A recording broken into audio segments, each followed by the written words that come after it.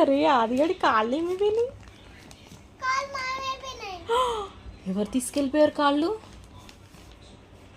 ఎవరు తీసుకెళ్ళిపోయారు? బేబీ తీసుకుపోయింది. అమ్మో ఏ బేబీరా? నేను ఇందాక ఫోన్లో చూసావా బేబీ? అమ్మో బేబీ తీసుకుపోయింది నా కాళ్ళు. ఏం చేద్దాం మరి?